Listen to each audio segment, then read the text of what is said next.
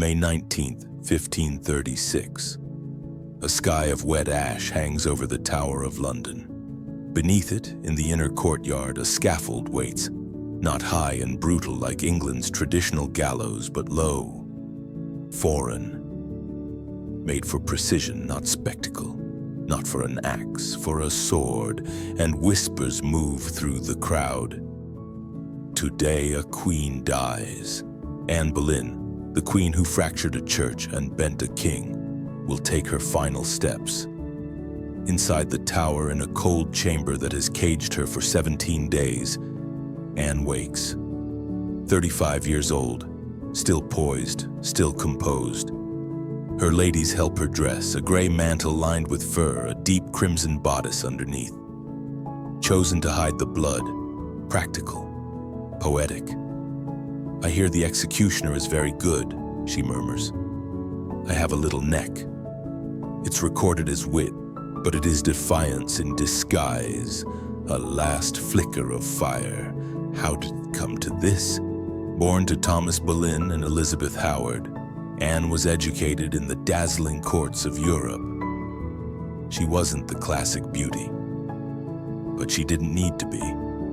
Fluent, elegant, observant. Raven-haired with olive skin and sharp eyes that saw everything. When Henry VIII, desperate for a male heir, turned his gaze on her, she refused to become his mistress. "If you want my body and heart, you must give me a crown." It was bold, dangerous, but it worked. He divorced his queen, split from the Pope, crowned himself head of the Church of England, all for her.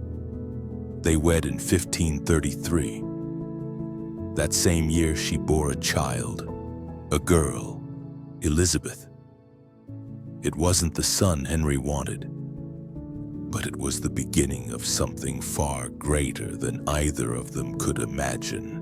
Anne's reign lasted just 3 years, but they were years of fire.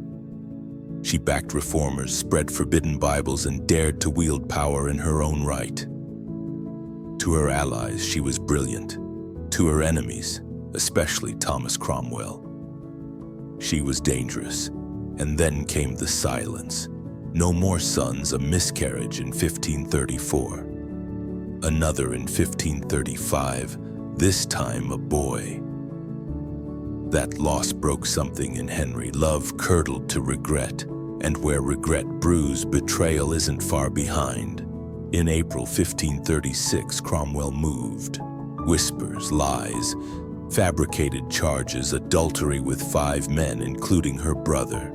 Treason, imagining the king's death. She was arrested on May 2nd, imprisoned.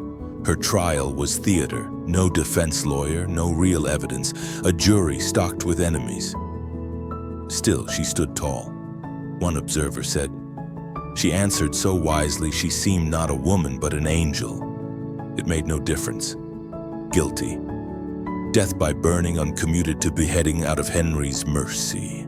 And not by axe, by sword, imported from France, the mark of a queen, even in death.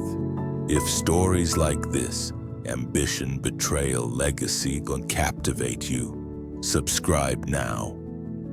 History doesn't just whisper, it shouts across centuries, and you'll want to hear it. May 19th, 8 a.m. She's told her death will be delayed until noon. A final cruelty. She prays, takes communion, repeats again and again, "Lord, have mercy on me." She swears upon the host. She is innocent. "For my salvation, I am free of the things for which I was condemned." Drums begin. Anne gives farewell gifts to her ladies, a prayer book, a ring, a small jewel. "Remember me." And how I end. The crowd is smaller than expected, just over 1,000 people, silent, tense, hats removed. Anne steps forward, calm, measured, in gray and red, the Queen's colors. She is granted final words. "Good Christians, I come here to die according to the law. I speak against no man. I pray God save the king and send him long to reign over you. For never was there a more merciful prince. No accusation, no plea, just the performance of obedience for Elizabeth's sake. She removes her mantle, her hood, hands them to her ladies. She gives a purse of gold to the executioner. "Do it well," she says, "there is no block." She kneels upright. One of her ladies blindfolds her gently. "Jesus, receive my soul. O Lord God, have pity on my soul." The executioner distracts her. "Where is my sword?" She turns slightly. One stroke. Silence. The head is lifted. "So perish the king's enemies," the executioner says. But the crowd does not cheer. A cannon fires. At Whitehall, Henry receives the news. By that evening, he is engaged to Jane Seymour. 10 days later, they are married. Anne's body is placed in an old chest used for arrows. No coffin. She is buried in the chapel of St. Peter at Vincula. No marker, no name. Henry orders her portraits destroyed, her emblems scrubbed from stone. He tries to erase her, but history doesn't erase so easily. In 1558, her daughter, the one Henry had once dismissed, ascends the throne. Elizabeth I.